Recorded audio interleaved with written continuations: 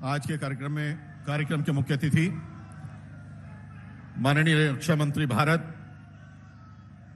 श्री राजनाथ सिंह जी, कार्यक्रम की अध्यक्षता कर रहे माननीय मुख्यमंत्री मध्य प्रदेश श्री शिवराज सिंह चौहान जी, मध्य प्रदेश सरकार के माननीय मंत्री एवं सिंगरौली के प्रभारी मंत्री माननीय श्री ब्रजेंद्र प्रताप सिंह जी, माननीय मंत्री चिकित्सा शिक्षा मध्य प्रदेश श्री विश्वास सारंग जी के साथ मंच पर आसीन होंगे। भाइयों बहनों, जोरदार तालियों के साथ आपके दोनों लाडले नेता आपके बीच में हैं। जोरदार तालियां, यहाँ की तालियां दिल्ली तक और मध्य प्रदेश भोपाल तक पहुंचे। बोलो भारत माता की, भारत माता की। स्वागत है भाई, स्वागत है, स्वागत है भाई, स्वागत है।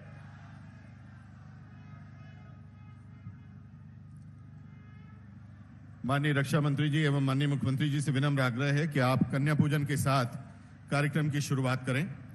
आदरणीय दिव्य सज्जनों,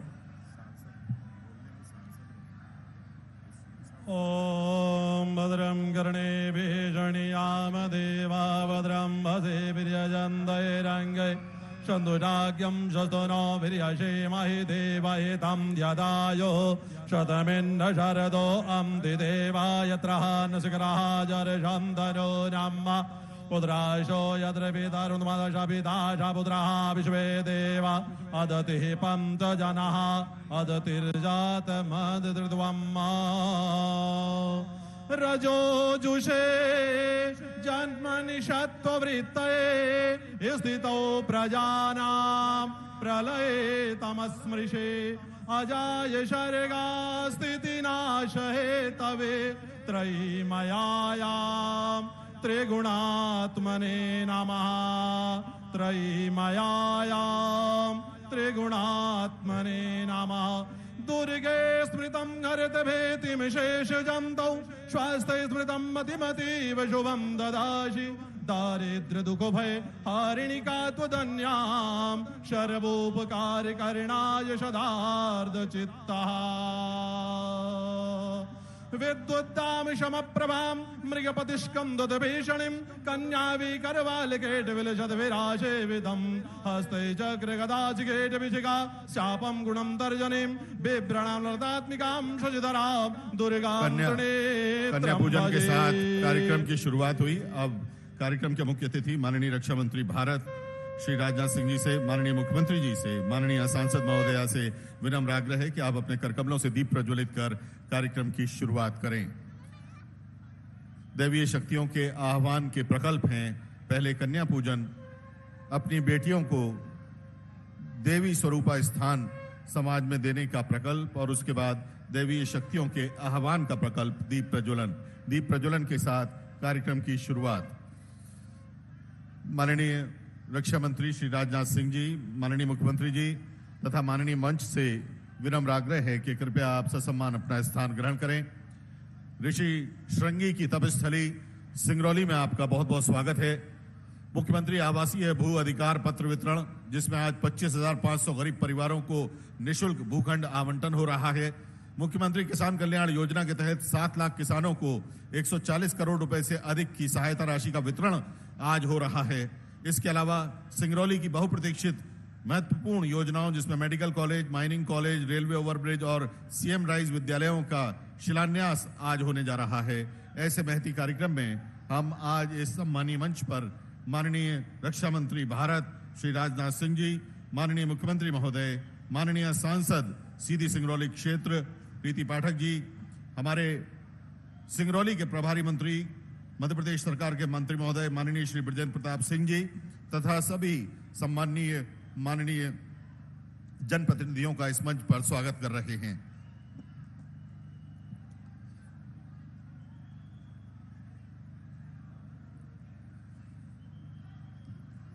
माननीय मुख्यमंत्री जी से विनम्र आग्रह है कि मध्य प्रदेश की धरती पे आप आज के कार्यक्रम के मुख्य अतिथि माननीय रक्षा मंत्री जी का स्वागत करें।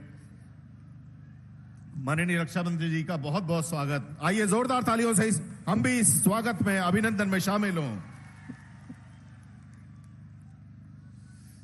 सिंगरौली के प्रभारी मंत्री माननीय श्री ब्रजेंद्र प्रताप सिंह जी से आग्रह है कि आप माननीय रक्षा मंत्री जी का स्वागत करें।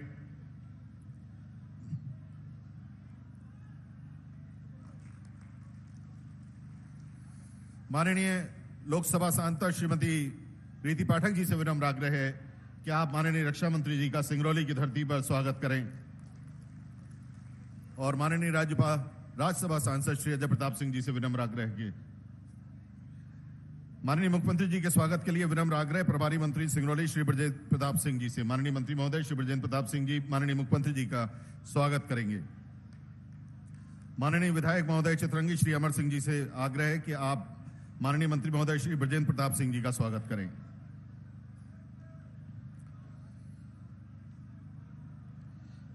माननीय मुख्यमंत्री जी, मंच पर मौजूद सभी लोग तथा भाजपा के सभी कार्यकर्ता अब माननीय रक्षा मंत्री जी का बड़ी माला से स्वागत करेंगे। अगवानी कर रहे हैं माननीय मुख्यमंत्री जी। माननीय मुख्यमंत्री जी के नेतृत्व में मंच पर मौजूद माननीय मंत्री महोदय, माननीय सांसद जी, हमारे सभी कार्यकर्ता माननीय रक्षा मंत्री जी का यहां सिंगरौली की पावन भूमि पर बड़ी माला से स्वागत कर रहे हैं। बहुत आदर पूर्वक माननीय रक्षा मंत्री जी का सिंगरौली में इस बहुत ही आत्मीय कार्यक्रम में बहुत बहुत स्वागत, बहुत बहुत अभिनंदन। आइए जोरदार तालियों से हम और आप भी अपने स्वागत की अभिव्यक्ति करें। माननीय रक्षा मंत्री जी का स्वागत।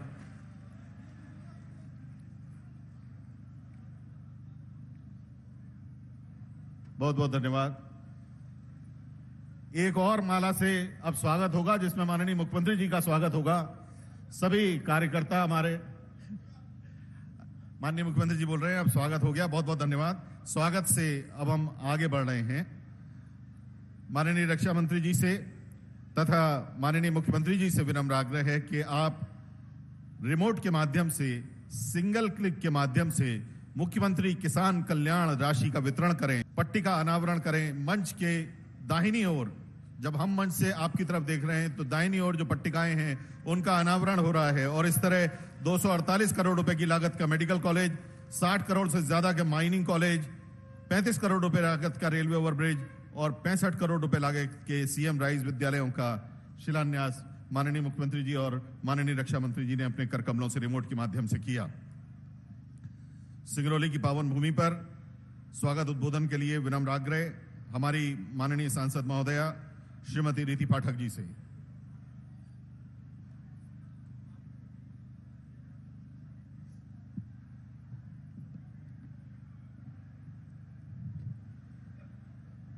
सिंगरौली की पावन धरा पर आज जिनका अभिनंदन है वो हमारे देश के ऐसे यशस्वी प्रधानमंत्री जिन्होंने देश की चिंता रोटी, कपड़ा, मकान और देश के सुरक्षा के साथ की है। और सुरक्षा की विशेष जिम्मेदारी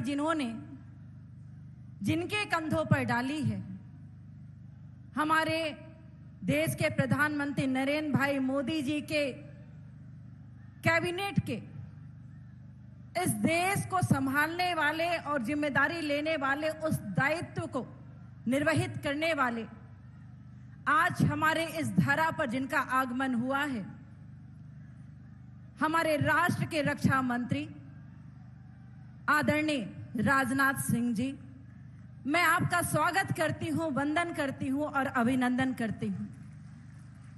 अपने क्षेत्र के वासियों की तरफ से, अपने सिंगरौली जिला के वासियों की तरफ से जिनका अभिनंदन करने का सौभाग्य हमें, हमारे प्रदेश को, संसदीय क्षेत्र को और सिंगरौली जिले को लगातार और बार बार मिलता रहा है, जिन्होंने एक कार्यकर्ता के रूप में, एक सामान्य कार्यकर्ता के साथ कंधे से कंधा मिलाकर अपने कर्तव्यों का निर्वहन किया है, जिन्होंने इस देश के, इस प्रदेश के माता पिता बनकर, श्रवण कुमार बनकर, बहनों के भाई बनकर, बच्चों के मामा बनकर, किसानों के साथी किसान बनकर और जिन्होंने जनता की उस मांग को समझकर सदैव यहाँ पर उपस्थिति दिलाई है, ऐसे हमारे सम्माननीय मुख्यमंत्री, हमारे ओजस्वी मुख्यमंत्री, ओजस्वी वक्ता और यशस्वी मुख्यमंत्री हम सब के भैया आदरणीय शिवराज सिंह चौहान जी का इस मंच से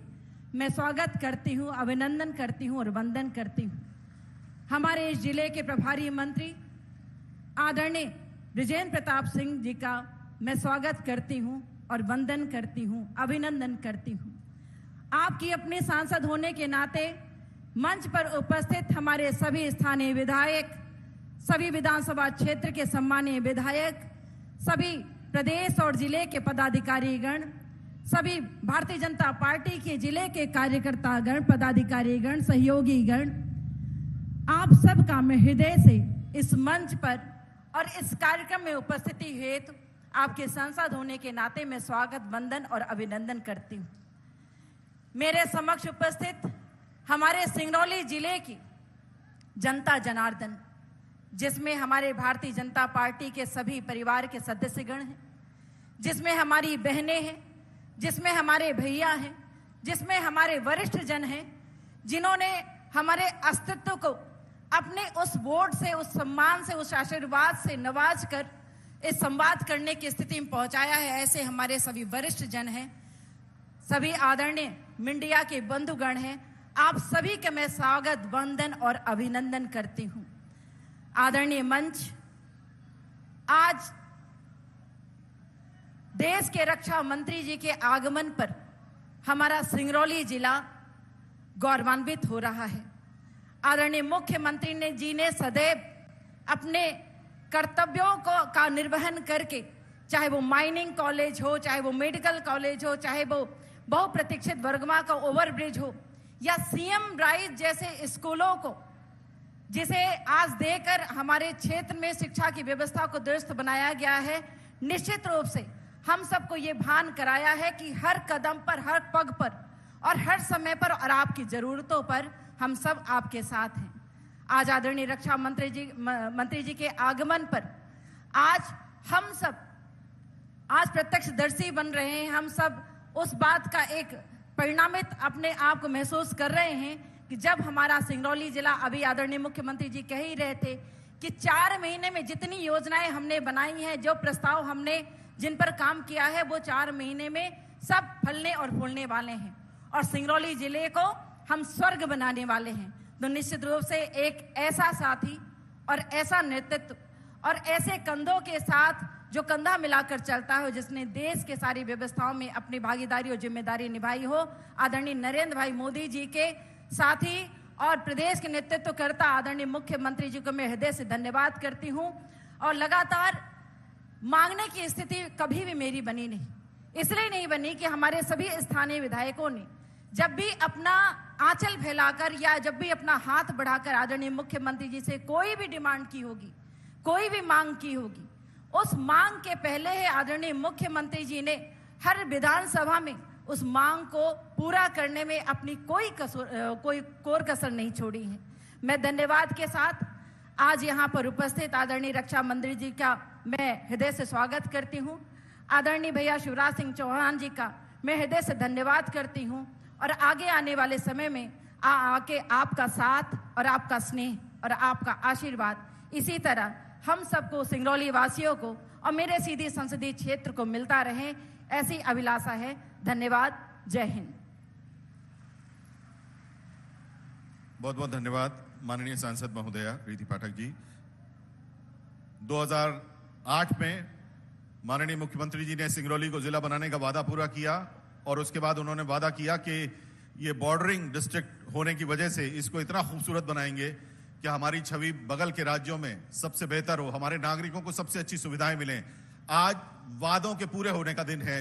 माननीय मुख्यमंत्री जी ने medical college, mining college, railway overbridge, CM rise school सब कुछ सिंगरौली को दिए हैं। बहुत आदर के साथ आमंत्रित कर रहे हैं माननीय मुख्यमंत्री श्री शिवराज सिंह चौहान जी को। आइए जोरदार तालियों से माननीय मुख्यमंत्री जी का अभिनंदन करिए, स्वागत करिए। बोलिए भारत माता की। अपनी सिंगरौली है और राजनाथ सिंह भाई साहब पधारे हुए हैं, देश के रक्षा मंत्री। एक बार पीछे तक, मैं जहां तक देख रहा हूं, माफी चाहता हूं, बैठने की जगह कम पड़ गई है, नरमुंड ही नरमुंड दिखाई दे रहे हैं। एक बार पीछे तक मेरे साथ बोलेंगे, भारत माता की। सिंगरौली की जनता की, सभा में आई बहनों भाइयों की और मेरे भांजे और भांजियों की, मंच पर विराजमान हमारे देश के रक्षा मंत्री, हमारे यशस्वी प्रधानमंत्री श्रीमान नरेंद्र मोदी जी के नेतृत्व में एक वैभवशाली और सुरक्षित भारत का निर्माण करने वाले हम सबके प्रिय नेता आदरणीय श्रीमान राजनाथ सिंह जी, एक बार दोनों हाथ ऊपर उठा के तालियां बजा के स्वागत कीजिए राजनाथ जी का, अभिनंदन कीजिए राजनाथ सिंह जी का, वंदन कीजिए राजनाथ सिंह जी का। ऐसे हमारे नेता आदरणीय श्रीमान राजनाथ सिंह जी इस जिले के प्रभारी मंत्री, लोकप्रिय नेता आदरणीय श्री ब्रजेंद्र प्रताप सिंह जी, हमारी लोकप्रिय सांसद बहन श्रीमती रीति पाठक जी, पार्टी के उपाध्यक्ष भाई कांतिदेव सिंह जी, रणबीर जी, राम सुमरन जी, प्रज्ञा जी, सिंगरौली के हमारे लोकप्रिय विधायक रामलल्लू बैस जी, धौनी के लोकप्रिय विधायक कुंवर सिंह जी, चितरंगी के लोकप्रिय विधायक अमर सिंह जी, देवसर के हमारे लोकप्रिय विधायक सुभाष रामचरित्र जी, राजन जी, विश्वामित्र जी, देवेश जी, गिरीश द्विवेदी जी, रामनिवास शाह जी, वीरेंद्र गोयल जी, प्रेमवती खैरवार जी, चंद्र प्रताप विश्वकर्मा जी, सभी साथी नेता पदाधिकारीगण, मेरी बहनों, मेरे भाइयों और मेरे बेटा बेटियों, दोनों हाथ जोड़ के शीश झुका के आप सबको प्रणाम करता हूं, आप सबको नमस्कार करता हूं।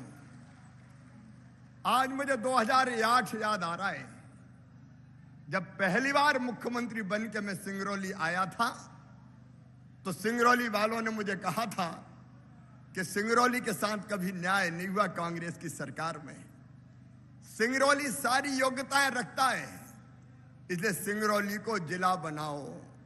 और आपने जब मांग की थी तो मैंने कहा था, मैं आपको विश्वास दिलाता हूं कि सिंगरौली जिला बनेगा। और तब से सिंगरौली की विकास यात्रा प्रारंभ हुई। आज मैं विकास के काम नहीं गिनाऊंगा, लेकिन दिल पे हाथ रख के ईमानदारी से आज मुझे बताओ सिंगरौली में विकास के काम जो भारतीय जनता पार्टी की सरकार ने किए, कभी कांग्रेस ने किए थे क्या? ऐसे नहीं, जोर से बताओ, किए थे क्या? 1.25 साल उनकी सरकार आई थी, तब उनने एक पत्थर और कंकड़ लगाया था क्या? आज जो कुछ सिंगरौली में दिखाई दे रहा है वो भारतीय जनता पार्टी की सरकार की देन है। हमने कोई कसर नहीं छोड़ी। और आज भी जब आपने कहा पिछले दिनों क्या मेडिकल कॉलेज और चाहिए, तो अब 248 करोड़ रुपए का मेडिकल कॉलेज एजेंसी निर्माण का काम तेजी से प्रारंभ हो जाएगा। अब मेडिकल कॉलेज अपनी सिंगरौली में होगा। और मेडिकल कॉलेज का मतलब केवल मेडिकल कॉलेज नहीं है। मेडिकल कॉलेज के कारण आपको इलाज के लिए अब बाहर जाने की जरूरत नहीं पड़ेगी। गंभीर बीमारियों के इलाज भी सभी सिंगरौली की धरती पर संपन्न होंगे। एक बात और थी, ये बाद में लूंगा, चिंता मत करो यार, मामा ऐसे थोड़ी जाएगा। एक बात और थी, हमारे इतनी खदानें, इतनी माइनिंग, लेकिन काम जब हम कहते हैं कि यहाँ के बच्चों को दो, तो एक बात आती थी, स्किल्ड मैन पावर चाहिए, उसके लिए ट्रेंड लोग चाहिए।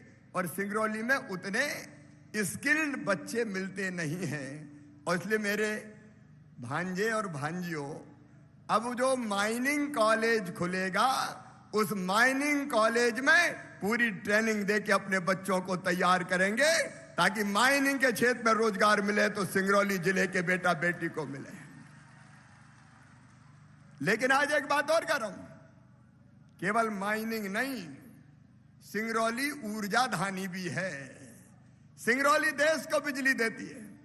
और इसलिए सिंगरौली के नौजवानों, ये केवल माइनिंग कॉलेज नहीं होगा, सिंगरौली में हम ऊर्जा कॉलेज भी उसी में खोलेंगे, एनर्जी कॉलेज भी।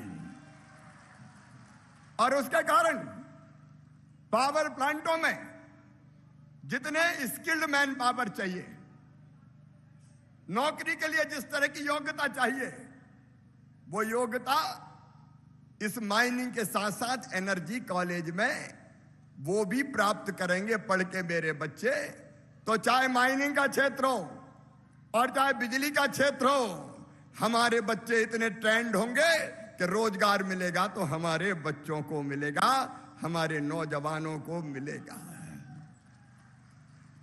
एक नहीं, मेरे बेटा बेटियों, अभी 1.25 लाख पदों पर भर्तियां सरकारी चालू है। ये सरकारी क्षेत्र में भी हम भर्ती कर रहे हैं रोजगार के लिए, प्राइवेट सेक्टर में भी अपने बच्चों को रोजगार मिले। और एक बात बताना चाहता हूं, अभी अभी इंदौर में ग्लोबल इन्वेस्टर समिट हुआ था। 14,42,550 करोड़ रुपए का निवेश आएगा और सिंगरौली में भी आएगा। 29 लाख रोजगार के अवसर पैदा होंगे, 29 लाख। देखो, देश आगे बढ़ रहा है प्रधानमंत्री जी के नेतृत्व में। एक वैभवशाली, गौरवशाली, संपन्न और समृद्ध भारत का निर्माण हमारे प्रधानमंत्री नरेंद्र मोदी जी के नेतृत्व में हो रहा है। आज कहते हुए गर्व है, एक जमाना था जब पिद्दी पिद्दी से देश में डराते थे और भारत कुछ नहीं कर पाता था। लेकिन रक्षा मंत्री राजनाथ सिंह भाई साहब बैठे, उन्होंने कह दिया, मोदी जी ने कह दिया, हमारी सेना हर संकट का मुकाबला करने के लिए तैयार है। हम अपनी तरफ से किसी को छेड़ेंगे नहीं, लेकिन किसी ने अगर हमें छेड़ा तो उसे हम छोड़ेंगे नहीं। और आपने देखा, चीन ने जुर्रत की थी भारत की सीमा में कदम रखने की, तो हमारे सैनिकों ने चीन के सैनिकों की गर्दन तोड़ के वापस चीन की सीमा में फेंक दिया। ये आज का भारत है। हम राजनाथ जी को हमेशा सुनते हैं, देश की सीमाओं की सुरक्षा के लिए फौजें सन्नद्ध है। और आज पूरी दुनिया जानती है कि वो जमाना चला गया। यूक्रेन का उदाहरण देख लो, यूक्रेन और रूस में लड़ाई हुई, हमारे बच्चे फंसे थे। अब हमारे बच्चे 30,000 कैसे बाहर निकले? तो केवल एक काम किया हमारे बच्चों ने, भारत का तिरंगा झंडा हाथ में थामा और निकल पड़े। तो रूस भी पीछे हट गया और यूक्रेन ने भी लड़ाई बंद कर दी। भारत के बच्चे तिरंगा हाथ में लेके बाहर निकल आए और भारत के पीछे बांग्लादेशी भी वापस आ गए। यह आज भारत का सामर्थ्य है, भारत की ताकत है। चारों तरफ हमारे देश का विकास हो रहा है। उस पर मैं विस्तार से नहीं कहना चाहता। जो जो वादे भारतीय जनता पार्टी की सरकार ने किए थे, जो हमारे पुराने संकल्प और सपने थे, आज पूरे हो रहे हैं। अयोध्या में भगवान श्री राम के भव्य मंदिर का निर्माण भी हो रहा है और उज्जैन में महाकाल महालोक भी बन रहा है। लेकिन आज जो मैं आया हूं, एक बहुत मानवीय कार्यक्रम के लिए आया हूं। आज सिंगरौली जिले में, अकेले सिंगरौली जिले में 25,500 गरीब बहनों और भाइयों को मैं आपको घटना सुनाता हूं। यह योजना बनी कैसे? मैं टीकमगढ़ जिले में, पृथ्वीपुर जिले में मैं दौरा कर रहा था निवाड़ी में, तो एक जगह बड़ी संख्या में जनता खड़ी थी। मैं जनता के पास पहुंचा, मैंने पूछा बात क्या है? तो उन्होंने कहा कि मामा रहने की जगह नहीं है रे। मैंने कहा रहने की जगह नहीं है तो रहते कहाँ हो? बोले रहते तो पिता के घर में, लेकिन वो घर है दादाजी के जमाने का। हमारे दादाजी 4 भाई, उनके 4-4 बेटे हो गए, फिर 4-4 बहुएं आ गई, उनके 4-4 हो गए, तो कुल मिला के इतने हो गए कि एक घर में बने ही नहीं रहे मामा। हालत यह है कि बारी बारी से सोते हैं। 10 से 12 बजे तक तुम सो, 12 से 2 बजे तक ये सोएगा, 2 से 4 बजे तक ये सोएगा। तो मुझे उन्होंने कहा ऐसी व्यवस्था कर दो कि हमें भी कहीं जमीन का टुकड़ा मिल जाए और वहां अपना घर बना कर रहने लगे। तभी मेरे दिमाग में तुरंत ये बात आई और उसी समय गाड़ी में चलते चलते हमने ये योजना बनाई। केवल सिंगरौली जिले वाले नहीं, मीडिया के माध्यम से पूरा मध्य प्रदेश सुन ले। हमने फैसला किया है मध्य प्रदेश की धरती पर कोई गरीब रहने की जमीन के बिना नहीं रहेगा। हर गरीब को प्लाट दिए जाएंगे, फ्री में प्लाट, निःशुल्क प्लाट दिए जाएंगे। मैं आपसे पूछना चाहता हूं बहनों और भाइयों, बताओ सबके पास रहने की जमीन होना चाहिए कि नहीं? ऐसे नहीं, जोर से बताओ, होना चाहिए कि नहीं? अरे भगवान ये धरती सबके लिए बनाई भाई, गरीब के लिए भी ये धरती है। ये जल, ये जमीन, ये जंगल, ये हवा, ये खुला आसमान, ये पेड़ पौधे, ये फूल, ये फल, ये अनाज, सबके लिए भगवान ने बनाया। इंसान ने अपनी दुनिया अलग बना ली, कोई अमीर बन गया, कोई गरीब रह गया। आज मैं कहना चाहता हूं, कांग्रेस की सरकार में गरीब भगवान के भरोसे था, लेकिन आज भारतीय जनता पार्टी की सरकार में जल जमीन और जंगल का मालिक गरीब बनाया जा रहा है। जल जमीन जंगल का मालिक बना रहे हैं। मैं भावपूर्ण शब्दों में आपसे कह रहा हूं, आप बताओ अगर कोई के पास जमीन नहीं है रहने की, उसकी जिंदगी कैसे कटती होंगी, उसकी, उसके परिवार की, उसके बच्चों की। कई जगह वो किसी दूसरे की जमीन पर रहते थे तो दादागिरी होती थी, हमारी बात मान और नहीं तो चल भग, ये जमीन तो मेरी है। सुनो गरीब बहनों और भाइयों, मध्य प्रदेश की धरती पर, पूरे मध्य प्रदेश में कोई गरीब जमीन के बिना नहीं रहेगा। एक तरफ जब हम उद्योगों के लिए जमीन देते हैं तो गरीबों को जमीन क्यों नहीं देंगे? आज 421 एकड़ जमीन सिंगरौली के गरीबों को बांटी जा रही है और केवल सिंगरौली में नहीं बटेगी, पूरे मध्य प्रदेश में बटेगी। सरकारी मिलेगी तो सरकारी बांटूंगा और सरकारी नहीं मिली तो खरीद के दूंगा, लेकिन कोई गरीब जमीन के बिना नहीं रहेगा। हर एक के पास अपना जमीन का टुकड़ा थोड़ा सा हो, जहां पूरे स्वाभिमान के साथ वो अपने परिवार के साथ रह सके। यही तो सामाजिक न्याय है। पंडित दीनदयाल उपाध्याय जी ने यही भारतीय जनसंघ के समय हमसे कहा था, ये गरीब तुम्हारा असली भगवान है, इसकी सेवा कर लो तो समझो भगवान की पूजा हो गई। आज का कार्यक्रम गरीबों की सेवा का अनुष्ठान है मेरे बहनों और भाइयों, गरीबों की सेवा का अनुष्ठान है और ये पूरे मध्य प्रदेश की धरती पर चलेगा।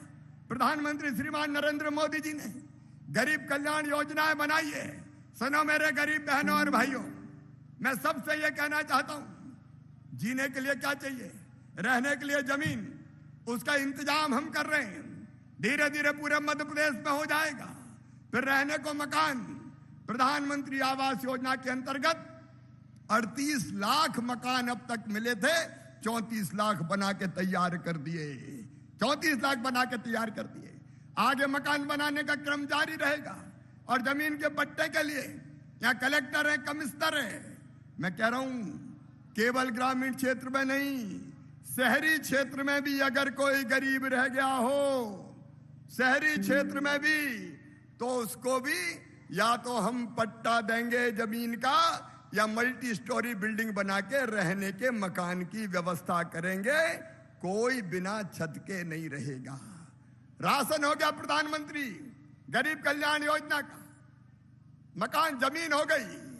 और तीसरी चीज मैं कहना चाहता हूं, मुझे कहते हुए गर्व है, मध्य प्रदेश की धरती पर एक तरफ जब हम सीएम राज स्कूल खोल रहे हैं, आज सीएम राज स्कूल भी हमने खोले, आज फ्लाईओवर भी बन रहे हैं, आपने सुना, मैं विस्तार में नहीं जा रहा।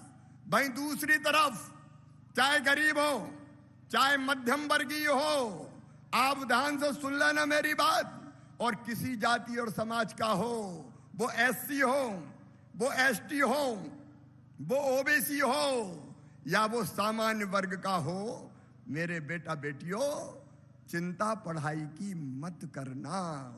क्योंकि जितने भी पढ़ने में तेज है मेरे बच्चे, मेधावी है मेरे बच्चे, उनकी फीस चाहे मेडिकल कॉलेज की हो, चाहे इंजीनियरिंग कॉलेज की हो, चाहे अन्य कॉलेज की हो, मैं जानता हूं अगर मेडिकल कॉलेज में एडमिशन हो गया और प्राइवेट में हो गया तो फीस कितनी होती है पता है?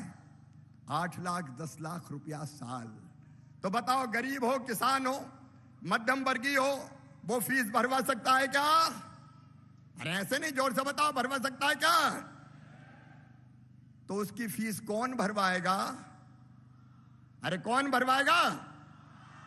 तो उसकी फीस मम्मी पापा नहीं भरवाएंगे, मामा शिवराज सिंह चौहान भरवाएगा, भारतीय जनता पार्टी की सरकार भरवाएगी। और ये मैं केवल क्या नहीं रहा, 2.5 लाख बच्चों की फीस भर रहे हैं भाई, मेडिकल कॉलेज की, इंजीनियरिंग कॉलेज की, IIT की, IIM की, और केवल देश में नहीं विदेशों में भी फीस भर रहे हैं। एक बच्चे की 64 लाख फीस हमने भरी है।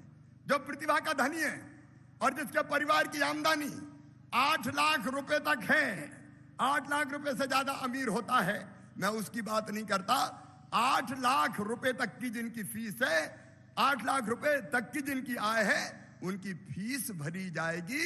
तो तुम तो पढ़ना रे भांजे भांजियो, चिंता की जरूरत नहीं है। तुम जानते हो 12वीं में अगर 75% नंबर लाए तो मामा क्या दिलवाता है? क्या दिलवाता है? लैपटॉप दिलवाता है। तो 75% ले आओ, लैपटॉप ले जाओ, आगे बढ़ो, पढ़ाई की पूरी व्यवस्था हो जाए। और इसलिए गरीब की जिंदगी में जो जो चीज जरूरी है वो सब करने का प्रयास कर रहे हैं।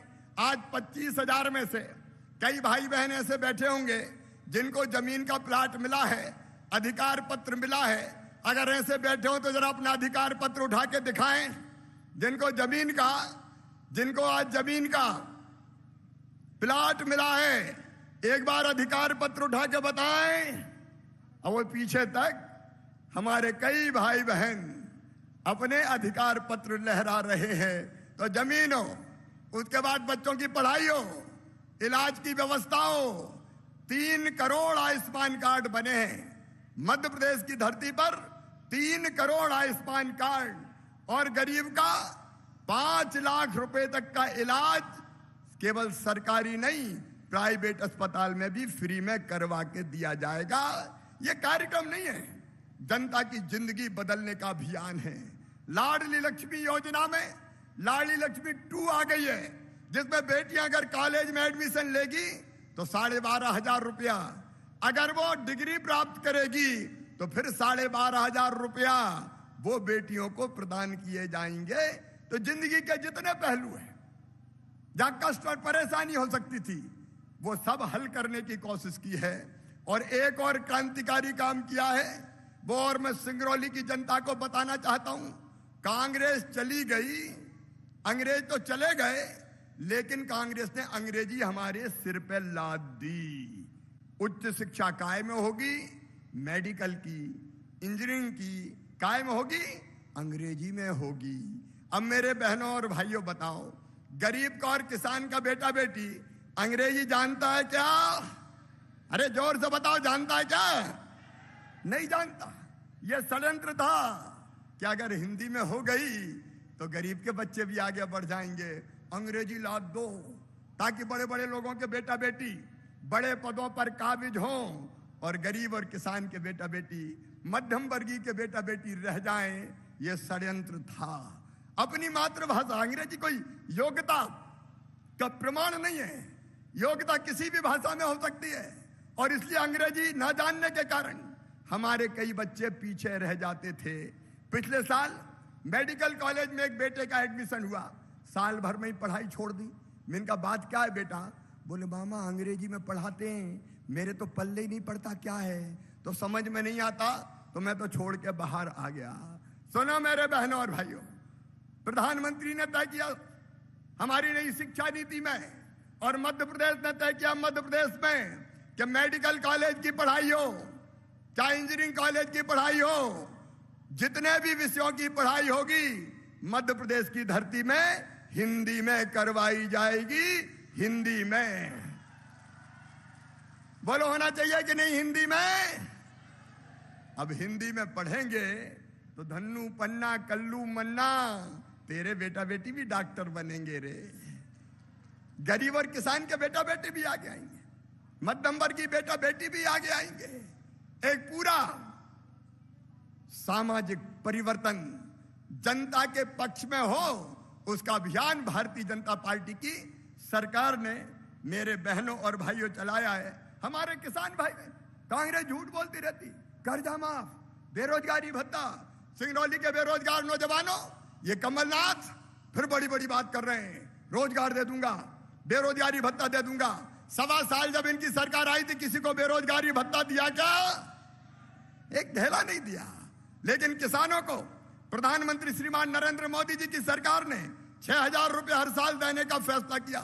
और किसानों के मोदी जी के साथ साथ मैंने भी सोचा कि चौथी बार मुख्यमंत्री बन गया शिवराज, 4,000 तू भी डाल रहे, तो 6,000 प्रधानमंत्री जी देते हैं, 4,000 मैं डालता हूं। गरीब किसान हो चाहे कोई भी किसान हो, 10,000 रुपया हर साल मिल रहे हैं। आज 7 लाख किसानों के खाते में 170 करोड़ रुपया रीवा संभाग के किसानों के खाते में डाले हैं। गरीब हो, किसान को 0% ब्याज पे कर्जा देने का मामला हो। मेरे आदिवासी बहनों और भाइयों, पेसा एक्ट मध्य प्रदेश की धरती पर लागू करके तुम्हें जंगल का वनोपज का मालिक बनाया है। अब अगर ग्राम सभा चाहेगी तो तेंदुपत्ता जंगल विभाग वाले नहीं तोड़ेंगे, गरीब तोड़ेगा और वो ही बेचेगा। ये जंगल का अधिकार है। मैं इसके बारे में आज विस्तार में नहीं जा रहा, लेकिन समाज के हर वर्ग के कल्याण के काम लगातार जारी है। मध्य प्रदेश तेजी से बदल रहा है। मुझे कहते हुए खुशी है कि कई मामलों में आज अपना मध्य प्रदेश नंबर 1 के राज्य की पात में शामिल हो चुका है। मैं लंबी बात नहीं कहूंगा। आज हमारे आदरणीय नेता, हमारे बड़े भाई, सबको तय करने वाले और देश के हमारे ऐसे नेता जिनके हाथों में सीमाओं की सुरक्षा की जवाबदारी है और जिन पर हमें गर्व है, वो हमारे बीच पधारे। लेकिन 2-3 चीजें अभी मेरे ध्यान में आई है, बस उसकी चर्चा करके मैं अपनी बात समाप्त करूंगा। एक मुझे बताया सांसद, विधायक और पदाधिकारियों ने कि धान की खरीदी में कुछ लोग छूट गए हैं और पोर्टल बंद हो गया, इसलिए अगर कोई किसान रह गया हो तो उसकी धान की खरीदी हो जाए। अब ये पोर्टल कोई ब्रह्मा जी ने थोड़ी बनाया है यार, बंद हो गया तो खोल देंगे, उसमें कौन सी बड़ी बात है। तो जायज और जनाइन, अगर कोई रह गया है तो वो चिंता ना करे। हम अगर किसान का जायज रह गया है तो उसके लिए पोर्टल भी मैं चर्चा और बातचीत करूंगा ताकि जायज खरीदी हो जाए, कि और की नहीं, किसान की खरीदी हो जाए। मेरे बहनों और भाइयों, एक बैगा विकास प्राधिकरण की तरफ से यह डिमांड आई है कि बड़ी संख्या में बैगा भाई बहन हैं, उनको कई इलाकों में 1,000 रुपया महीना भाई साहब हम देते हैं बैगा बहनों को, भारिया शहरिया बहनों को। तो यहाँ के बैगा छूट गए हैं तो 1,000 रुपया महीना सभी बैगा बहनों को दिए जाएंगे हर महीना, ताकि उनकी जिंदगी की गाड़ी ठीक ढंग से चल सके। और एक मैं ये जरूर कहूंगा कि सीधी सिंगरौली रोड हम तकलीफ में हैं। एक ठेकेदार ने काम शुरू किया, नेशनल हाईवे बना रहा है, उसको जब ठीक काम नहीं किया तो उसका ठेका निरस्त कर दिया था। दूसरा बना रहा है, उसको भी टाइट किया जाएगा ताकि वो रोड ठीक गति से पूरा हो सके। आज मैं इतनी बड़ी संख्या में आप सब आए, मैं आप सबका हृदय से स्वागत करता हूं, इस विश्वास के साथ कि विकास की दौड़ में सिंगरौली पीछे नहीं रहेगा। ये ऊर्जाधानी मध्य प्रदेश के विकास का इंजन होगा और जल्दी सिंगरौली, रीवा, जबलपुर औद्योगिक कॉरिडोर भी हम बनाएंगे ताकि रोजगार के और अवसर यहां बढ़ सके। एक बार फिर आप सबका स्वागत करते हुए और फिर आपसे केवल एक अपील करते हुए कि यह काम सरकार कर रही है, लेकिन आपका सहयोग भी तो चाहिए, आप सबका सहयोग चाहिए। सरकार और समाज मिलकर इकट्ठा हो जाए तो हम तेज गति से आगे बढ़ सकते हैं। बोलिए, सबका सहयोग मिलेगा, जोर से मिलेगा। तो मेरे साथ दोनों हाथ ऊपर उठा के, दोनों मुट्ठी बांध के, भारत माता की जय बोल के ये संकल्प लें कि हम सरकार के साथ चलेंगे, मामा के साथ चलेंगे, विकास के कामों में भी सहयोग देंगे और जन कल्याण के कामों में भी सहयोग देंगे। बोलिए, भारत माता की, भारत माता की, भारत माता की। और अब मैं बिना किसी विलंब के अपने नेता भारत के रक्षा मंत्री श्रीमान राजनाथ सिंह जी से निवेदन करता हूं कि जोरदार तालियां बजा के आप उन्हें बुलाइए। माननीय राजनाथ सिंह जी भाई साहब, आपका स्वागत है, आपका अभिनंदन है। आइए हमें संबोधित कीजिए।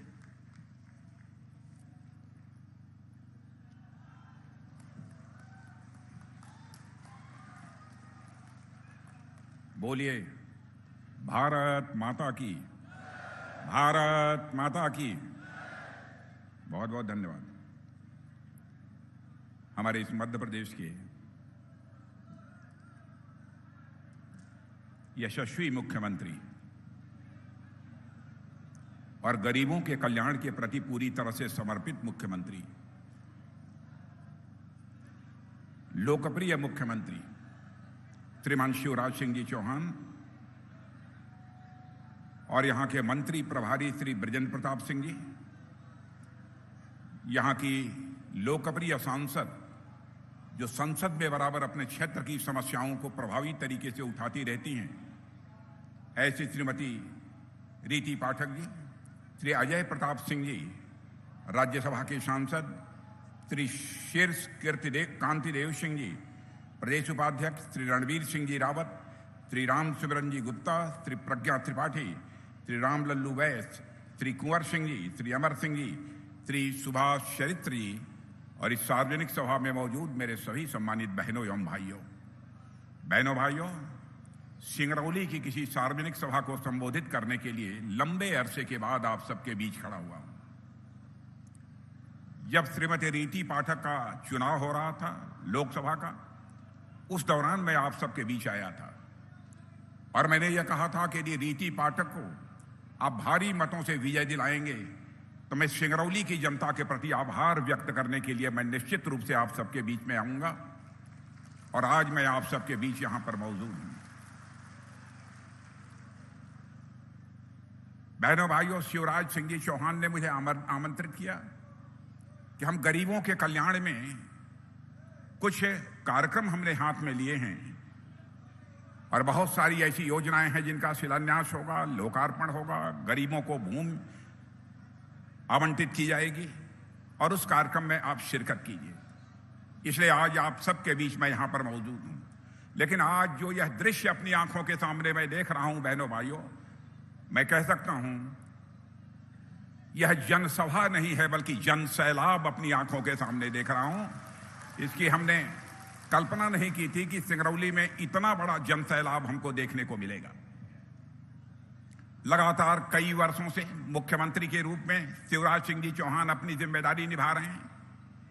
वह कैसा काम कर रहे हैं यह मुझे बतलाने की जरूरत नहीं है, क्योंकि जब भी विधानसभा का चुनाव होता है इस मध्य प्रदेश की जनता अपने आप उन्हें सर्टिफिकेट देती है, एक अच्छा काम करने की सर्टिफिकेट देती है और बराबर वह विजय हासिल करते हैं।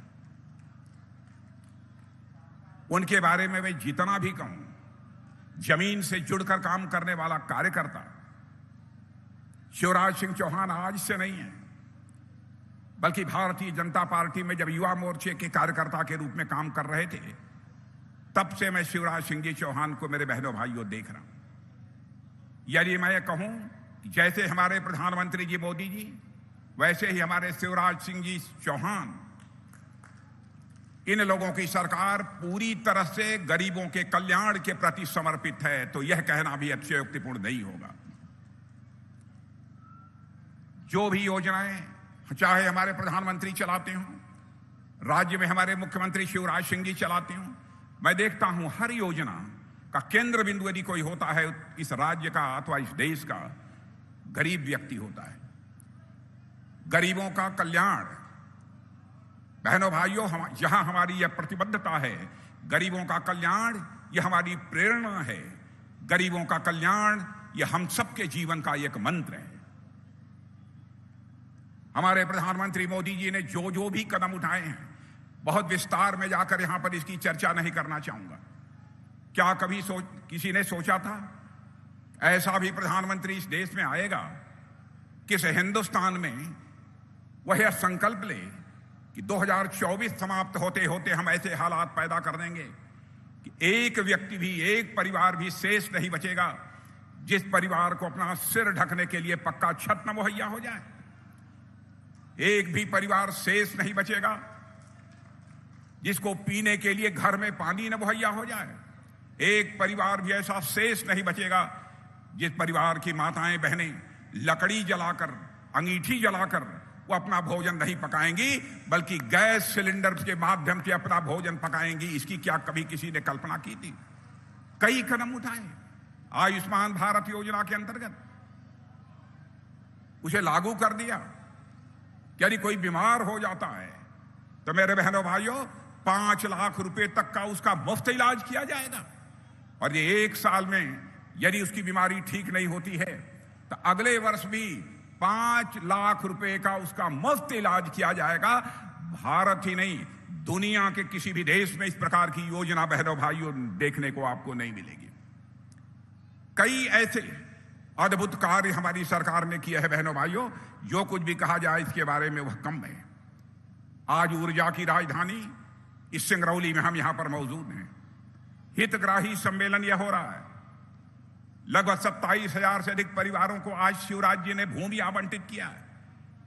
यदि यहां के मुख्यमंत्री शिवराज जी की गरीबों के कल्याण के प्रति प्रतिबद्धता न होती तो मैं समझता हूं कि यह पुनीत कार्य वह किसी भी सूरत में न करते। तरह तरह के प्रलोभन देकर नेताओं ने जनता का समर्थन हासिल किया है बहनों भाइयों। इधर उधर के वादे करके लोगों का जनता उन्होंने समर्थन हासिल किया है। लेकिन भारतीय जनता पार्टी हिंदुस्तान की एक ऐसी राजनीतिक पार्टी है बहनों भाइयों, जो कहती है उसे करके दिखाती है।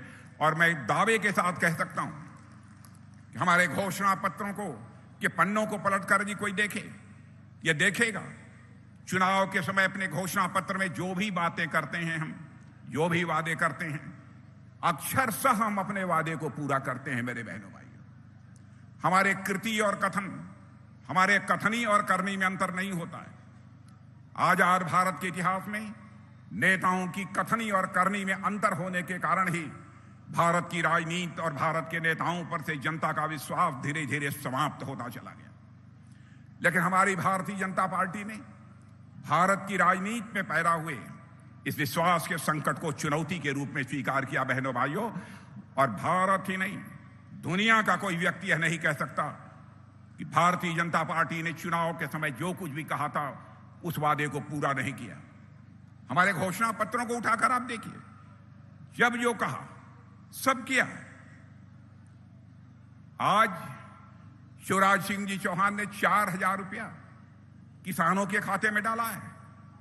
प्रधानमंत्री किसान सम्मान निधि के अंतर्गत हमारे प्रधानमंत्री प्रतिवर्ष हर किसान के खाते में 6,000 रुपया जमा कर रहे हैं।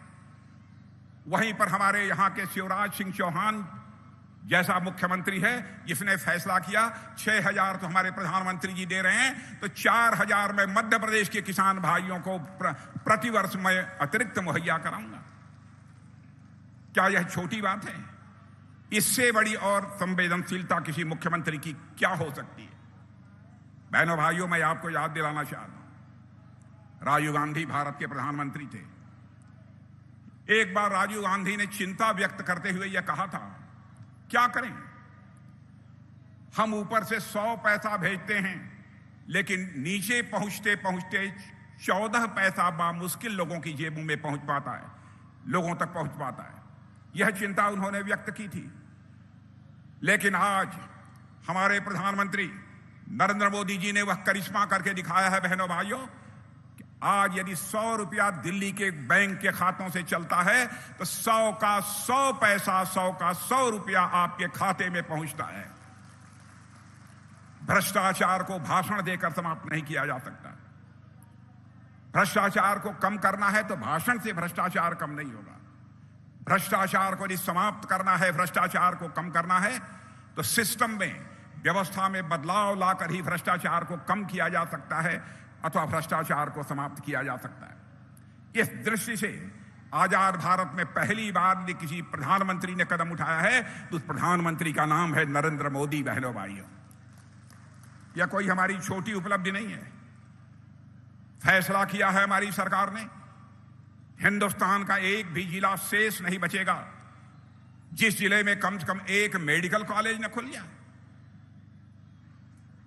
हर राज्य में जितने एम्स थे, आज राज्यों में बड़ी संख्या में नए नए एम्स खुलते जा रहे हैं।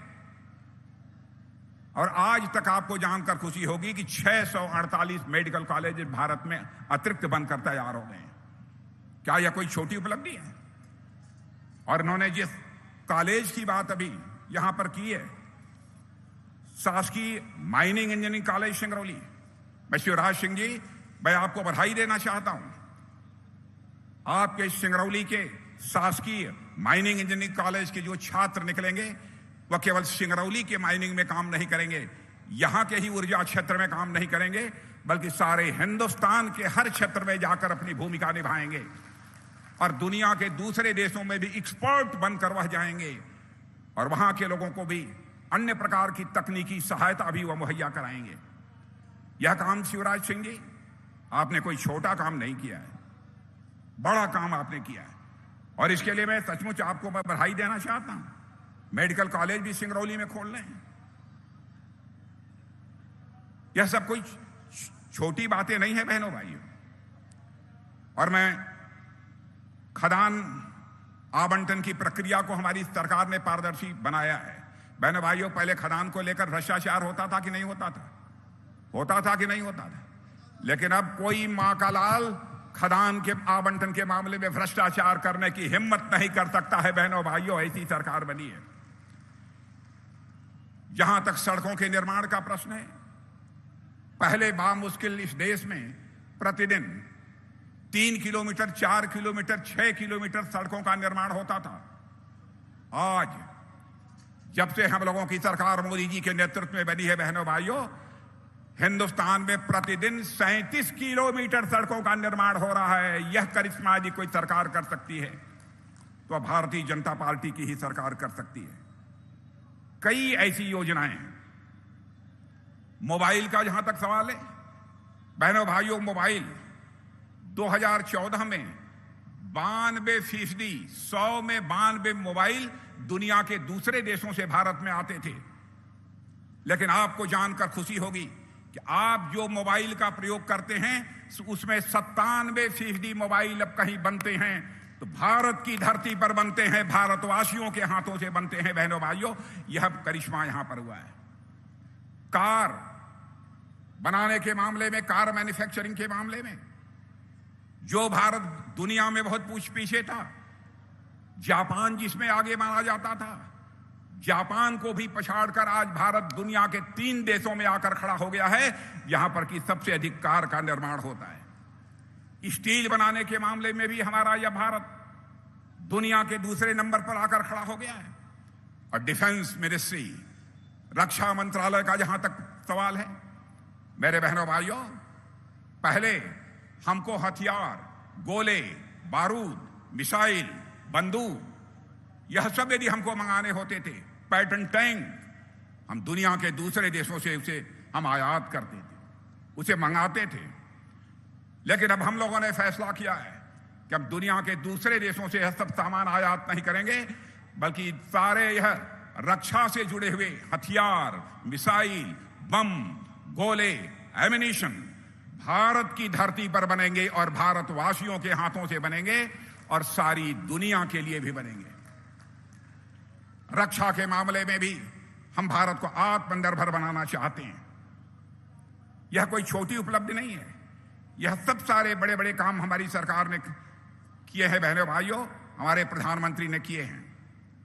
और जिस समय 2014 में हम लोगों की सरकार बनती थी तो हमारा भारत दुनिया के जो 10 देश थे उन 10 देशों में अर्थव्यवस्था यानी जिसे कहते हैं धन दौलत के मामले में दुनिया के 10 देशों में था, 10वें नंबर पर था धन दौलत के मामले में दुनिया में। लेकिन आज आपको जानकर खुशी होगी कि 8 वर्षों के अंदर ही वह करिश्मा यह भारत के अंदर हो गया कि आज हमारा देश दुनिया के 10वें नंबर पर नहीं है बल्कि दुनिया के देशों के 5वें नंबर पर पहुंच गया है। बहनों भाइयों, यह है हमारा भारत। और मैं विश्वास के साथ कहना चाहता हूं, और यह मैं ही नहीं कह रहा हूं बल्कि दुनिया के अर्थशास्त्री भी कह रहे हैं कि 2027 समाप्त होते होते यह भारत धन दौलत के मामले में यानी अर्थव्यवस्था के आकार के मामले में दुनिया के 3 देशों में आकर खड़ा हो जाएगा, यानी अमेरिका, चीन और उसके बाद यदि कोई देश होगा तो वह भारत होगा। बहनों भाइयों, भारत होगा। और मैं दावे के साथ कह सकता हूं, जितना मुझे अर्थशास्त्र के बारे में जानकारी है, ऐसे ही यदि भारत आगे बढ़ता रहा तो 2047 आते आते धन दौलत के मामले में यानी दुनिया का सबसे धनवान देश यदि कोई गिना जाएगा तो हमारा और आपका देश यह भारत गिना जाएगा। मेरे बहनों भाई, अभी हमारे शिवराज सिंह जी से चर्चा कर रहे थे, रूस और यूक्रेन के बीच जो युद्ध चल रहा है। बहनों भाइयों, हमारे यूक्रेन में जो भारत के 22,000 से अधिक बच्चे फंसे हुए थे, उनके माता पिता यहां शोर मचा रहे थे कि हमारे बच्चे यूक्रेन में फंसे हैं, कभी भी उनके जान के ऊपर संकट आ सकती है। भारत सरकार को, प्रधानमंत्री मोदी जी को जल्दी से उन्हें बाहर लाना चाहिए। आसान काम नहीं था। दुनिया के कई देशों के बच्चे यूक्रेन में पढ़ रहे थे। रूस भी कोई कमजोर देश नहीं है। रूस के साथ यूक्रेन की लड़ाई चल रही थी। दुनिया का कोई भी प्रधानमंत्री, राष्ट्रपति जिस काम को नहीं कर पाया, उस काम को यदि किसी ने किया तो हमारे प्रधानमंत्री नरेंद्र मोदी जी ने किया है। बहनों भाई, आप ये कहेंगे कि मोदी जी ने कौन सा करिश्मा कर दिया। उन्होंने रूस के राष्ट्रपति मिस्टर पुतिन से भी बात की और यूक्रेन के राष्ट्रपति जेलेंस्की से भी बात की और अमेरिका के राष्ट्रपति बाइडेन से भी बात की। तीनों से बात किया और दुनिया का कोई नेता नहीं कर सकता था। बात किया और थोड़ी देर के लिए युद्ध रोक दिया गया और हमारे सारे भारतवासी बच्चे भारत वापस आ गए। यह है भारत। दुनिया में भारत की हैसियत बढ़ी है।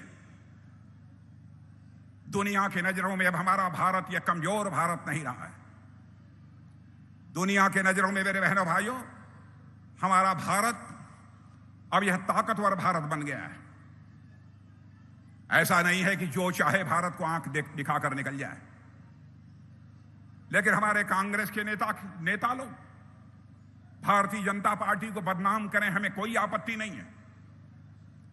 लेकिन हमारे भारत के सेना के जवानों के शौर्य और पराक्रम पर भी वह सवालिया निशान लगाने की जरूरत करते हैं। बहनों भाइयों, जो हमारा सेना का जवान हमारे देश की सीमाओं की सुरक्षा करता है अपनी जिंदगी जोखिम में डालकर,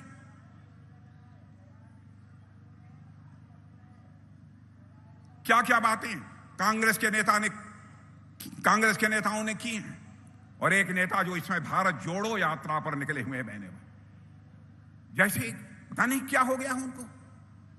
देश का रक्षा मंत्री होने के नाते मैं खुलकर नहीं बतलाऊंगा, लेकिन मैं साफ कर देना चाहता हूं बहनों भाइयों, जो भी इस बार युद्ध हुआ है, चाहे भारत चीन के साथ, उसमें जिस शौर्य पराक्रम का परिचय हमारी सेना के जवानों ने दिया है बहनों भाइयों, यदि मैं उसकी चर्चा किसी के सामने मैं कर दूं, सबका सीना चौड़ा हो जाएगा। हर भारतीय का बहनों भाइयों वह करिश्माई काम किया है। और मैं आपसे भी अनुरोध करना चाहूंगा, एक बार हाथ उठाकर तालियां बजाकर भारत के सेना के जवानों की हौसला अफजाई की जानी चाहिए, उनका स्वागत किया जाना चाहिए। भारत अब पहले जैसा भारत नहीं रहा है, जो चाहे वह आंख दिखाकर निकल जाए, वैसा भारत नहीं है। भारत अब बदल चुका है मेरे बहनों भाइयों, आप यकीन रखना। और अब तक जिस शौर्य पराक्रम का परिचय हमारे जवानों ने दिया है, अद्भुत है। लेकिन बार बार उस सेना के बारे में इधर उधर की बातें की जाती हैं। मेरी समझ में नहीं आता क्या हो गया है इन लोगों को। अंतर्राष्ट्रीय जगत में, सारी दुनिया में भारत का कद ऊंचा हुआ है मेरे बहनों भाइयों। अंतर्राष्ट्रीय जगत में भारत की प्रतिष्ठा बढ़ी है। आप यहां के लोग भी यदि दुनिया के दूसरे देशों में रहते होंगे, आप उनसे पूछिए कि देश के रक्षा मंत्री राजनाथ सिंह आए थे, बोल कर गए हैं, क्या यह सच है कि नहीं है। पहले भारत कुछ बोलता था तो दुनिया भारत की बातों को गंभीरतापूर्वक नहीं सुनती थी। अब भारत बोल रहा है, कमजोर देश है, जो सुनना चाहिए उसको भी लोग अनसुना कर देते थे। लेकिन आज अंतर्राष्ट्रीय जगत में भारत की वह हैसियत बनी है कि अंतर्राष्ट्रीय मंचों पर यदि कुछ भारत बोलता है मेरे बहने भाइयों, तो दुनिया कान खोलकर सुनती है भारत बोल क्या रहा है। यह भारत की हैसियत बड़ी है।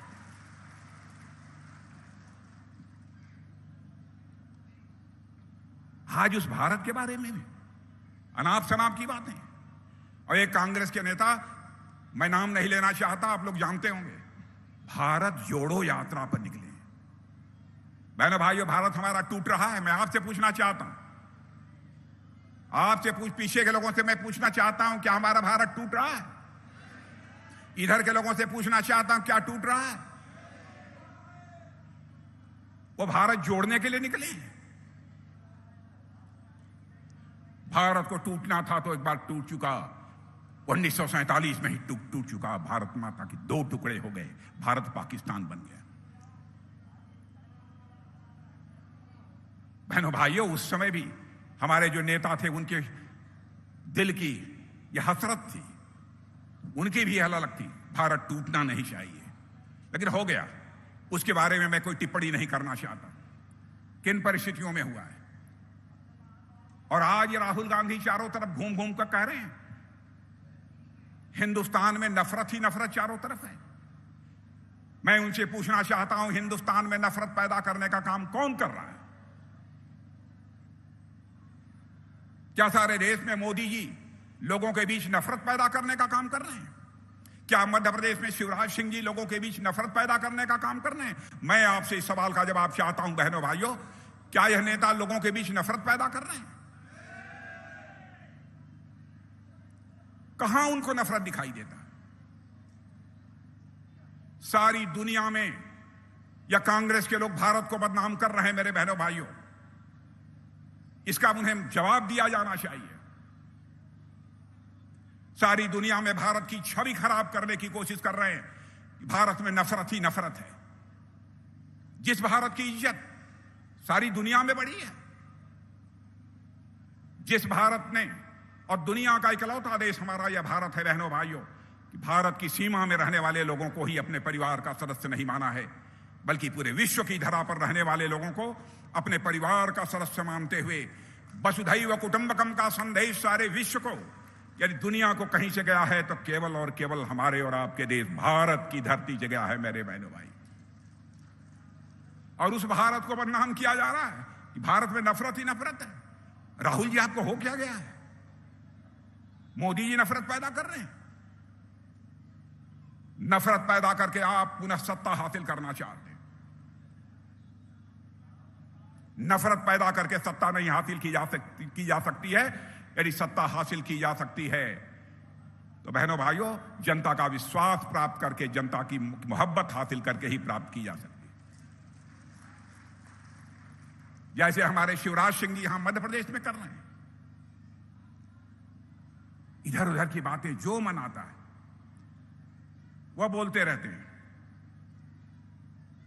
बहनों भाइयों, हमारे भारत ने कभी भी जाति, पंथ, मजहब इस आधार पर कभी भेदभाव नहीं किया। जो भी भारत माता की कोख से पैदा हुआ है सभी भाई भाई हैं। भारत को जो आजादी हासिल हुई है उसमें अपना बलिदान देने का काम हर धर्म के लोगों ने किया है। चाहे वह चंद्रशेखर आजाद, सरदार भगत सिंह हो, चाहे खुदीराम बोस हो, चाहे अशफाक उल्लाह खां हो। क्या दीवानगी थी। 26 साल की जवानी चंद्रशेखर आजाद इलाहाबाद के कंपनी गार्डन में अपने रिवाल्वर की गोलियों से अंग्रेज दुश्मनों को भूनते भूनते जब रिवाल्वर में अंतिम गोली शेष बची तो उन्हें इस बात की चिंता सताने लगी कि कहीं विदेशियों की रिवाल्वर की विदेशी गोली हमारे जिस्म में प्रवेश कर हमारे जिस्म को नापाक न कर दे। इसलिए चंद्रशेखर आजाद ने अपने ही रिवाल्वर की अंतिम गोली अपने सीने में दाग लेने का काम किया था, तब जाकर यह भारत आजाद हुआ है। वहीं हम अशफाक उल्लाह खां को भी नहीं भूल सकते। 21 साल की जवानी थी, मां कहती थी बेटा अशफाक उल्लाह शादी कर ले, बहुला, मैं बूढ़ी हो गई हूं, मेरी देखभाल करेगी, मेरी परवरिश करेगी। लेकिन अशफाकुल्लाह के दिल में तो आजादी हासिल करने की दीवानगी थी। मुस्कुरा कर वह अपनी मां के आग्रह को टाल देता था। जब अंग्रेजों की हत्या करने के मामले में अशफाकुल्लाह को फांसी की सजा हो गई, फांसी के तख्त पर ले जाया गया, तो मजिस्ट्रेट ने पूछा, बोलो अशफाकुल्लाह, तुम्हारी अंतिम मुराद क्या है, ताकि तुम्हारी अंतिम मुराद का संदेश मैं तुम्हारी मां तक पहुंचा दूं। अशफाकुल्लाह खान ने कहा, ऐ मजिस्ट्रेट, जाकर मेरी मां तक यह संदेश पहुंचा दे कि तुम्हारा बेटा अशफाकुल्लाह आज फांसी के तख्त पर खड़े होकर अपनी शादी रचाने जा रहा है, अपनी निकाह करने जा रहा है। मजिस्ट्रेट ने पूछा, क्या अशफाकुल्लाह तुम पागल हो गए हो? कहां है वह लड़की जिस लड़की के साथ फांसी के तख्त पर खड़े होकर तुम शादी रचाने जा रहे हो? बहादुर अशफाकुल्लाह खान ने कहा था, मेरे बहनों भाइयों, क्या मजिस्ट्रेट, पागल मैं नहीं हो गया हूं, अंधे तुम हो गए हो। क्या तुझे दिखाई नहीं देता है मेरी आंखों के सामने यह जो फांसी का फंदा है, यही वह हमारी महबूबा है जिसे आज मैं अपने गले से लगाने जा रहा हूं, जिसके साथ मैं शादी रचाने जा रहा हूं। मैं राहुल जी विनम्रतापूर्वक कहना चाहता हूं, नफरत नफरत की बात करके हिंदुस्तान की छवि को दुनिया में खराब मत करिए। आप नफरत नफरत करके नफरत पैदा कर रहे हैं। आप दुनिया के लोगों के बीच जाकर, आप भारत के लोगों के बीच जाकर मोदी जी के प्रति नफरत पैदा करते हैं, भारतीय जनता पार्टी के प्रति नफरत पैदा करते हैं। किसके प्रति नफरत पैदा करते हैं? देश इस सवाल का जवाब चाहता है। लेकिन सारी दुनिया में तो यही छवि बन रही है कि भारत में नफरत ही नफरत है, और कहते हैं कि नफरत के बाजार में मैं मोहब्बत बेचने के लिए निकला हूं। बहनों भाइयों, कुछ मोहब्बत आपको भी मिली है उनकी? मैं आपसे पूछना चाहता हूं, उन्होंने कुछ मोहब्बत दिया है कि नहीं दिया?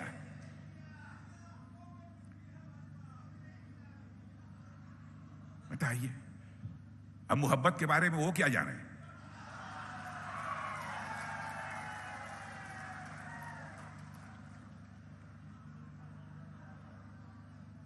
बहनों भाइयों, ध्यान रखना चाहिए। मैं राहुल जी को भी कहना चाहूंगा, कांग्रेस के दोस्तों से भी कहना चाहूंगा, राजनीति केवल सरकार बनाने के लिए नहीं की जानी चाहिए। राजनीति की जानी चाहिए तो समाज बनाने के लिए राजनीति की जानी चाहिए, देश बनाने के लिए राजनीति की जानी चाहिए।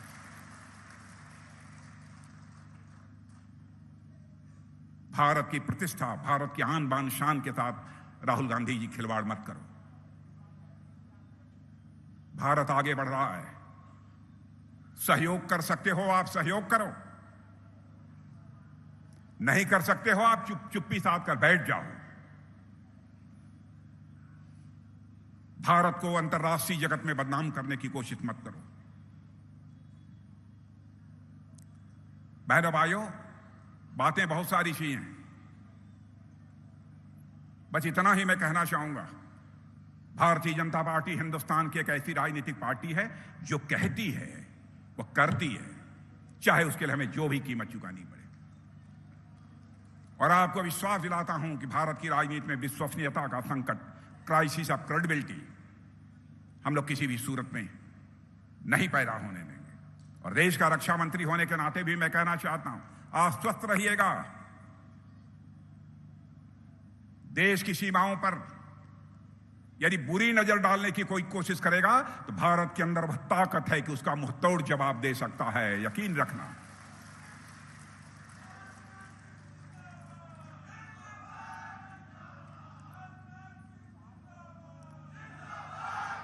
बहुत सारी ऐसी बातें हैं जो कि खुलकर की ही नहीं जा सकती। सचमुच मुझे अपने सेना के जवानों पर बहुत ही फक्र है मेरे बहनों भाई। और इस तरीके से बेबुनियाद अनर्गल बातें करने वालों को जनता निश्चित रूप से जवाब देगी, मुझे पूरा यकीन है। मैं अपना सौभाग्य मानता हूं कि आज इस कार्यक्रम में मुझे भाग लेने का अवसर हमारे यहां के मुख्यमंत्री, हमारे छोटे भाई श्री शिवराज सिंह जी चौहान ने यह अवसर मुझे दिया है। बहनों भाइयों, शिवराज सिंह जी के बारे में मुझे कुछ ज्यादा नहीं कहना है, बच्चा अच्छी तरह परिचित है। सादगी, सरलता, सभी से प्यार करना, सभी की समस्याओं का निराकरण करने के लिए भरपूर ईमानदारी से कोशिश करना, यह उनकी प्रकृति है, यह उनका स्वभाव है। और इसीलिए लगातार इतने लंबे समय तक वह बराबर मुख्यमंत्री की कुर्सी पर बने हुए हैं। बीच में थोड़ा सा आप लोगों ने गड़बड़ कर दिया था, लेकिन मैं समझता हूं कि आगे उसकी भरपाई निश्चित रूप से मध्य प्रदेश की जनता करेगी। मुझे पूरा विश्वास है उसकी भरपाई करेगी, क्योंकि जो हम लोगों के विरोधी हैं उनके देख लिया आपने वो क्या क्या करते हैं। और आज जो कुछ भी शिवराज सिंह जी आपने, आपकी सरकार ने किया है, उसके लिए मैं पुनः आपको हार्दिक बधाई देता हूं। बहुत ही पुण्य कार्य आपने किया है। जिनके पास जमीन नहीं, ऐसे 25,500 से अधिक लोगों को जमीन आवंटित कर दिया मुफ्त में। मैं आज जब आवंटित कर रहा था वह सर्टिफिकेट, जमीन जिनको मिली है जो उनको आवंटित कर रहा था, बहनों भाइयों, उनके चेहरे की मुस्कान, उनके परिवार के सदस्यों के चेहरे की मुस्कान देखने बनती थी। कोई भी संवेदनशील व्यक्ति होगा तो उसे देखकर भावुक हो उठेगा। यह लग रहा था कि अपने दिल से वह आशीर्वाद दे रहे हैं। लोक कल्याणकारी सरकार इसे ही कहते हैं। और यह काम शिवराज सिंह जी की प्रकृति में है, उनके स्वभाव में है, बराबर करते रहते हैं। और मुझे पूरा विश्वास है कि आप सबका समर्थन, आप सबका विश्वास सदैव उन्हें मिलता रहेगा। इन्हीं शब्दों के साथ इतनी बड़ी संख्या में आप सब मौजूद हैं, इतनी देर से बैठे हुए हैं, जो आपने धैर्य का परिचय दिया है, इसके लिए पुनः एक बार शीश झुकाकर आप सभी का अभिनंदन करता हूं, आप सभी का स्वागत करता हूं और इसी के साथ अपना निवेदन भी समाप्त करता हूं। बहुत बहुत धन्यवाद। कार्यक्रम के मुख्य अतिथि माननीय रक्षा मंत्री भारत श्री राजनाथ सिंह जी। माननीय रक्षा मंत्री तथा माननीय मुख्यमंत्री जी से विनम्र आग्रह है कि कृपया आप अपने कर कमलों से आज हितग्राहियों को लाभ वितरित करें। जिन भू अधिकार पत्रों की बात हो रही है, सबसे पहले ऐसे हमारे 7 हितग्राहियों को हम यहाँ बुला रहे हैं जिन्हें भू अधिकार पत्र यहाँ प्रदान करेंगे माननीय रक्षा मंत्री तथा माननीय मुख्यमंत्री जी। रामलाल पनिका, पिता छोटे,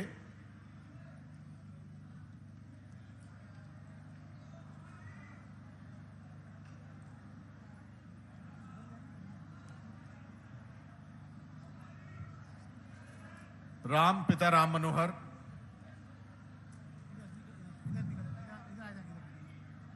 राज बहुरन सिंह, पिता छोटकऊ सिंह, राम विचार साकेत, पिता भागीरथी साकेत, राजकुमार पनिका, पिता चतुर्गुण पनिका, रविचंद साकेत, पिता रामनारायण साकेत और कुबेर लाल, पिता राजरूप खेरवार। ये हमारे एक साथ खड़े हुए हितग्राही ऐसे परिवार के मुखिया जिनको आज भू अधिकार पत्र के साथ भूमि का स्वामित्व सौंपा जा रहा है।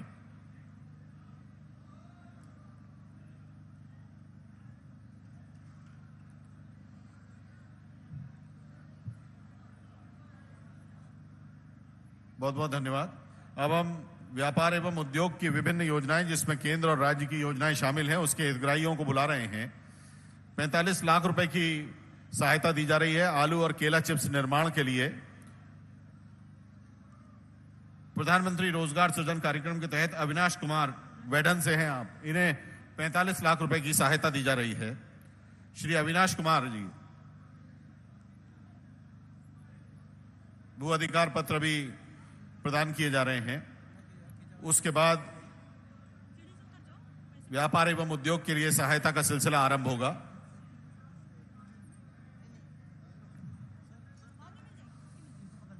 अब व्यापार एवं उद्योग का सिलसिला, इसमें श्री अविनाश कुमार वेडन से हैं आप, इन्हें चिप्स निर्माण इकाई के लिए 45 लाख रुपए की सहायता दी जा रही है। ये प्रधानमंत्री रोजगार सृजन कार्यक्रम के तहत है। इसमें 50 लोगों को स्थानीय स्तर पर रोजगार प्राप्त होगा और जिला व्यापार एवं उद्योग केंद्र सिंगरौली के माध्यम से ये सहायता मिल रही है। इसके बाद 8 लाख रुपए की सहायता जूते चप्पल की दुकान के लिए मुख्यमंत्री उद्यम क्रांति योजना के तहत राम सुंदर साहू ग्राम शासन को दी जा रही है। यह भी सेंट्रल बैंक के माध्यम से दी जा रही है। 2 लोगों को इसमें रोजगार मिलेगा। ग्रेजुएशन तक शिक्षित हितग्राही अब अपने रोजगार से जुड़ने जा रहे हैं। और तीसरे हितग्राही हैं पशु आहार संयंत्र के निर्माण के लिए श्री श्याम बिहारी शाह ग्राम शासन। इन्हें 10 लाख रुपए की सहायता दी जा रही है। महिला एवं बाल विकास विभाग की लाडली लक्ष्मी योजना के तहत आद्या शाह को, बालिका का नाम आद्या शाह, माताजी का नाम संगीता शाह को लाडली लक्ष्मी सर्टिफिकेट दिया जा रहा है। और कृतज्ञा वर्मा जो कि रेशमा वर्मा जी की सुपुत्री हैं, मनोज वर्मा जी की सुपुत्री हैं, उनको ये सर्टिफिकेट दिया जा रहा है महिला एवं बाल विकास विभाग की ओर से। प्रधानमंत्री मातृ वंदना योजना के तहत आद्विक शाह को आधार के साथ लिंक मातृ वंदना योजना का सर्टिफिकेट दिया जा रहा है। और शौर्या केशरी को, माताजी का नाम सिंपले और रमेश केशरी जी है पिताजी का नाम, इनको ये सर्टिफिकेट दिए जा रहे हैं। इस तरह विभिन्न योजनाओं के हितग्राहियों को सर्टिफिकेट्स कार्यक्रम के मुख्य अतिथि माननीय रक्षा मंत्री तथा माननीय मुख्यमंत्री जी ने अपने करकमलों से प्रदान किए।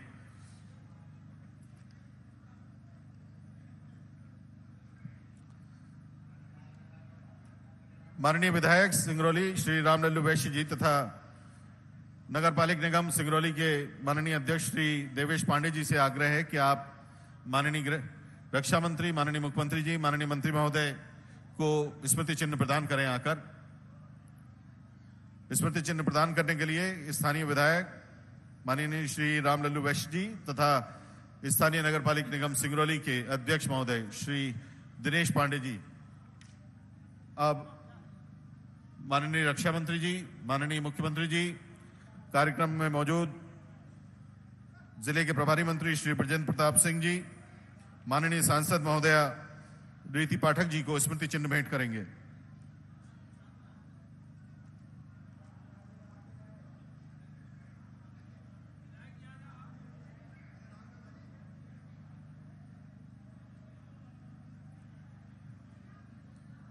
जोरदार तालियों से आइए हम यहां से अपनी यादें सौंप रहे हैं, सिंगरौली की यादें माननीय रक्षा मंत्री जी को। हमारे माननीय विधायक महोदय श्री रामलल्लू वैश्य जी और हमारे नगर पालिक निगम के अध्यक्ष महोदय श्री देवेश पांडे जी अपने हाथों से ये शुभकामनाएं सौंप रहे हैं माननीय रक्षा मंत्री जी के बाद माननीय मुख्यमंत्री जी को, माननीय प्रभारी मंत्री श्री ब्रजेंद्र प्रताप सिंह जी को और माननीय हमारी सांसद महोदया रीति पाठक जी को।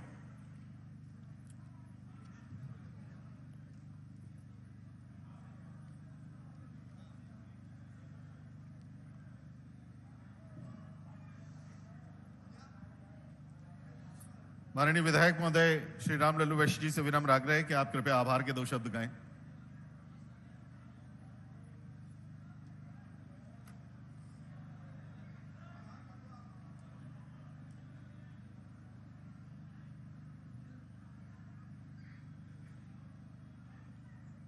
आज हम अभिभूत हैं माननीय केंद्रीय मंत्री आदरणीय माननीय राजनाथ सिंह जी का आज इस सिंगरौली के धरती पर स्वागत वंदन अभिनंदन करते हुए आभार व्यक्त करता हूं। प्रदेश के यशस्वी मुख्यमंत्री माननीय शिवराज सिंह जी का स्वागत वंदन के साथ, अभिनंदन के साथ आभार व्यक्त करता हूं। मंच पर बैठे जिले के प्रभारी मंत्री आदरणीय ब्रजेंद्र प्रताप सिंह जी का आभार व्यक्त करता हूं। भारतीय जनता पार्टी जिला अध्यक्ष का भी आभार व्यक्त करता हूं। प्रदेश उपाध्यक्ष आदरणीय कांत शीर्षदेव सिंह जी का आभार व्यक्त करता हूं। प्रदेश महामंत्री और युवा संभाग के प्रभारी रणवीर सिंह रावत जी का आभार व्यक्त करता हूं। और जिले के हमारी माननीय सांसद जो लगातार सिंगरौली सीधी का 2री वार्ड नेतृत्व कर रही हैं, उनका भी इस कार्यक्रम में आभार व्यक्त करता हूं। कार्यक्रम में सभी विधायक माननीय मंच पर बैठे सभी का आभार व्यक्त करता हूं। माननीय मुख्यमंत्री जी, धन्य है आप इस धरती पर। प्रणाम करते हुए ये जितने भी आवेदन है मैं सारे लूंगा और भाई साहब को विदा करने के बाद फिर एक बार मिलके जो भी मिलेंगे उनसे मिलते हुए जाऊंगा, चिंता नहीं करें। बोलिए भारत माता की। एक बार फिर राजनाथ सिंह जी भाई साहब का ताली बजा के स्वागत कीजिए।